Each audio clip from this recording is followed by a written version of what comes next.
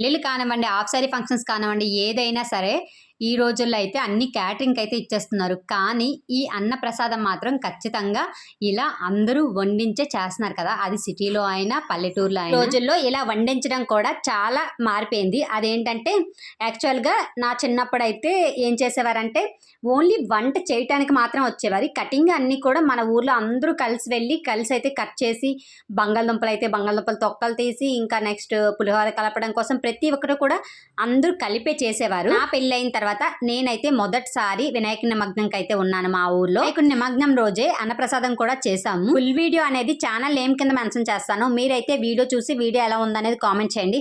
మేమైతే చాలా అంటే చాలా బాగా ఎంజాయ్ చేసాము. ఎందుకంటే ఇలా వడ్డించడం కానివ్వండి, లాస్ట్లో నిమగ్నం టైంలో డ్యాన్సులు కానివ్వండి, చాలా అంటే చాలా బాగుంది. నేనైతే చాలా సంవత్సరాల తర్వాత ఇలాంటి నిమగ్నంలో అయితే ఉన్నాను, వినాయక నిమగ్నంలో అయితే. ఎందుకంటే ఇప్పటి వరకు నేను ఎప్పుడు కూడా వైజాగ్లో ఉంటాను, ఎప్పుడు చూడలేదు కూడా.